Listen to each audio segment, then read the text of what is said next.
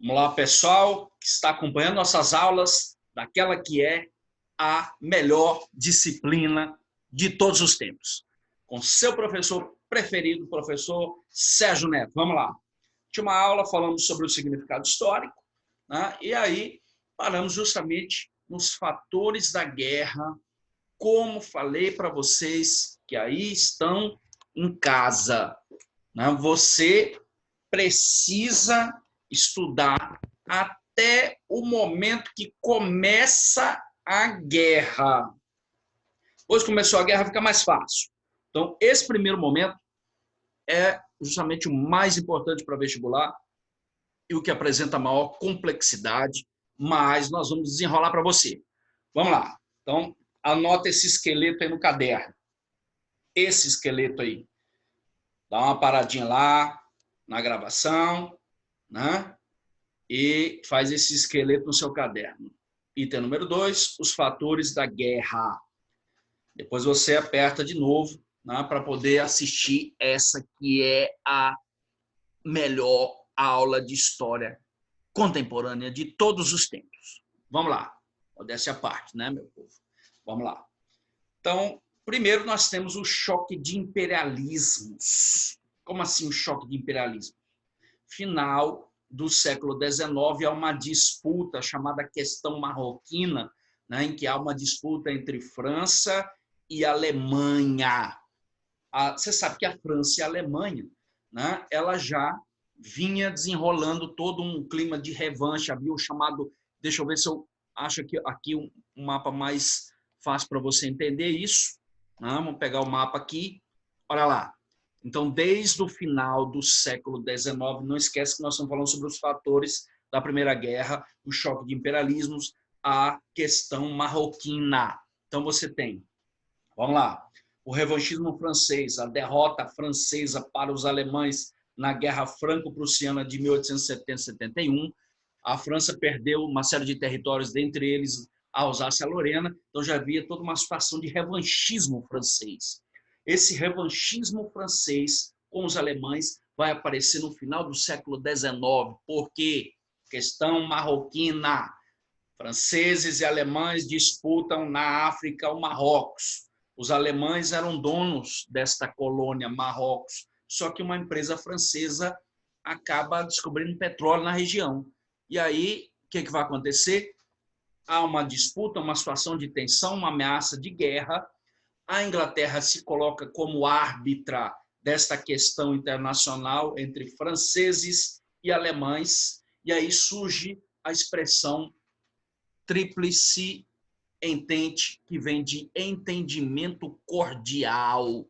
A Inglaterra se coloca como árbitra e diz, olha, franceses, por esse entendimento cordial, franceses têm o direito de concentrar, né, de estabelecer o controle sobre o Marrocos. Então já há um clima de revanche entre franceses e alemães, o revanchismo francês, que mais? A disputa pelo Marrocos, que evidencia, né, uma situação de tensão entre franceses e alemães. Ao mesmo tempo, no final do século XIX, nós temos o quê? Nós temos os nacionalismos, que eu vou falar daqui mais para frente. Vamos falar mais fácil aqui a gente falar sobre rompimento do equilíbrio, que é justamente o que nós falamos na última aula, né? Depois que a Alemanha se forma como potência, depois da unificação alemã de 1870, coincide com a Segunda Revolução Industrial, a indústria bélica alemã, a indústria de máquinas, a indústria siderúrgica alemã começa a produzir muito e aí rompe o equilíbrio europeu. Por quê? Porque passa a haver uma rivalidade entre aquele que era o maior império, né, do século XIX, que é o Império Britânico, e surge o Segundo Reich alemão.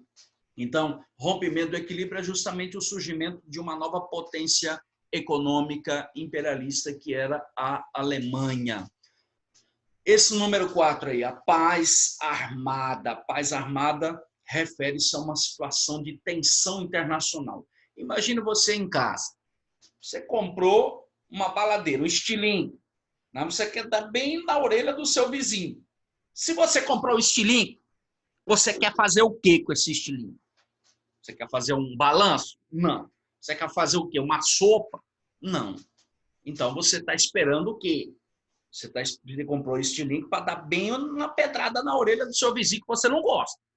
Tá? Mesma coisa no final do século XIX, as nações europeias estão investindo maciçamente na indústria bélica, principalmente a Alemanha, né, dado a sua característica de belicosidade, né, é muito marcante dentro da Alemanha, belicosidade, eles gostam muito de armamento, de indústria bélica, e ao mesmo tempo os ingleses começam a investir maciçamente na sua indústria bélica, os franceses. Então, quando a gente chama de paz armada, é a situação de tensão existente na Europa no final do século XIX, devido ao forte investimento da indústria bélica.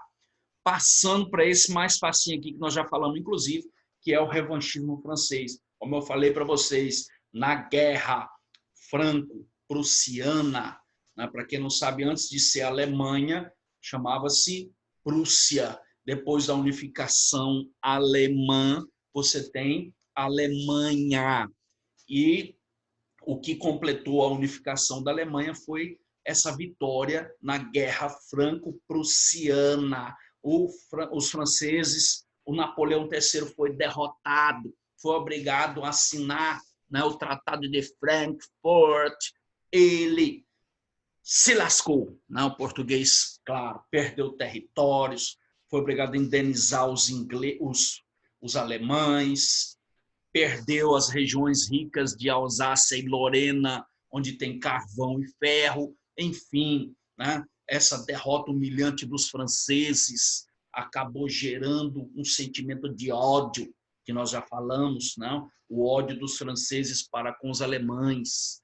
Tá? Então, basicamente, nós já falamos lá em cima, questão marroquina, o choque de imperialismo, né? O momento em que franceses e alemães disputam o mesmo território, Marrocos, e a França acaba anexando o Marrocos com apoio inglês. Item número 3, o desenvolvimento industrial e imperialista alemão após a unificação, a paz armada, a situação de tensão e o ódio dos franceses para com os alemães devido à derrota, né, na Guerra Franco-Prussiana. Agora, os nacionalismos, tem que ter muita calma, né, nesses nacionalismos, né, porque de um lado você tem, lembra que eu falei, você tem, deixa eu ficar no meio aqui para você ficar mais feliz aqui embaixo, tá? Então nós estamos falando dos fatores. Dentre os fatores, eles gostam muito disso na prova do Enem. A prova do Enem é uma prova pesada, né? Quando você fala em Primeira Guerra, tem gente que até, se assustei com a Primeira Guerra, né? Quando abre o livro, égua, tomei foi um choque, né? Porque acho que é difícil. Eu, particularmente, acho muito simples. Então, os fatores da guerra, como eu falei, até começar a guerra é mais fácil. Tá?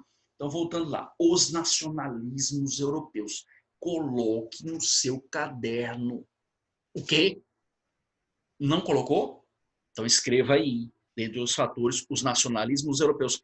Puxa, né, um Vzinho assim, coloca assim, o pan-eslavismo e o pan-germanismo. Deixa eu voltar só um pouquinho aqui para você olhar, tá?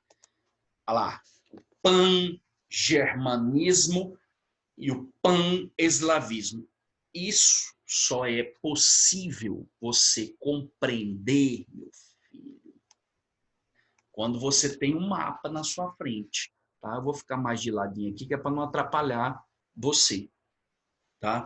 Então, quando a gente fala pan-eslavismo, você, quando olha o Império Russo, né, o czar Nicolau II, você lembra que eslavos são russos, ucranianos, tchecos, poloneses, os caras que são brancos, parece assim, os caras parecem que são transparentes, entendeu? Tão branco que eles são, velho branco, tá? Os bichos são brancos.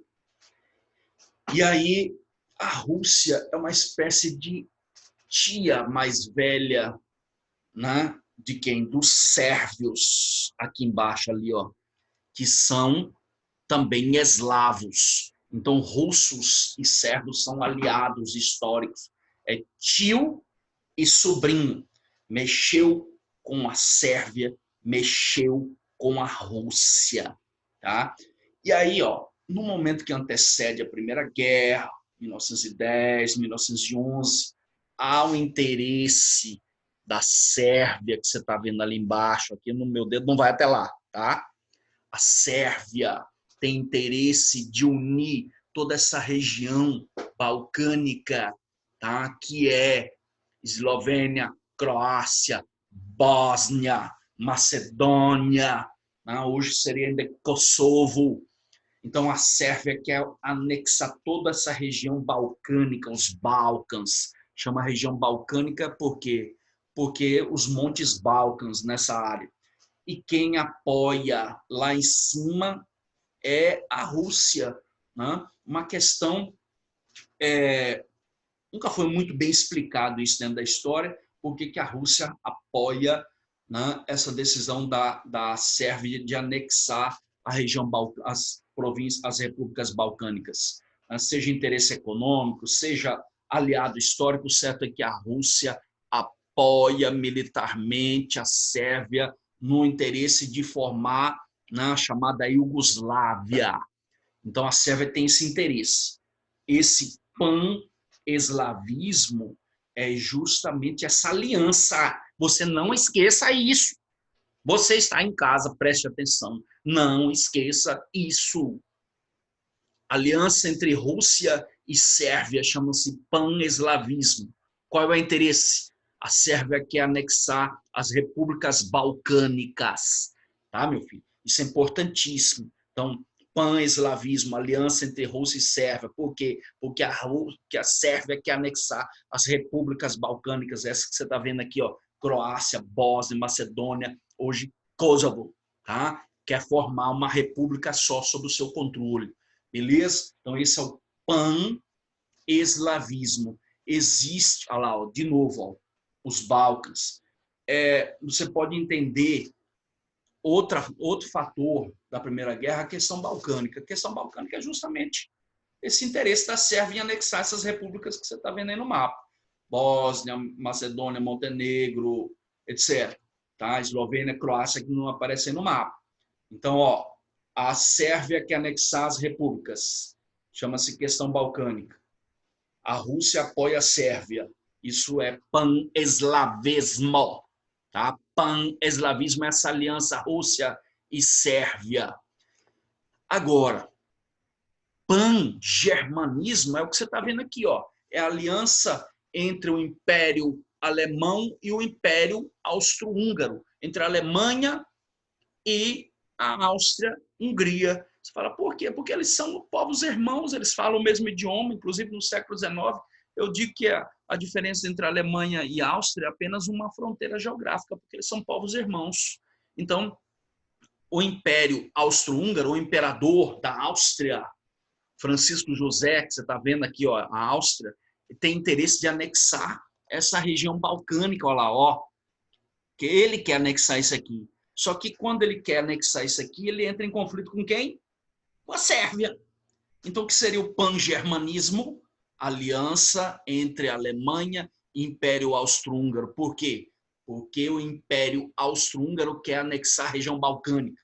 Quando ela quer anexar a região balcânica, ela entra em conflito com a Sérvia e com a Rússia. Tá? Então, os nacionalismos. A gente vai dar uma parada bem aqui. Daqui a pouco a gente volta com mais história de qualidade. Vamos lá.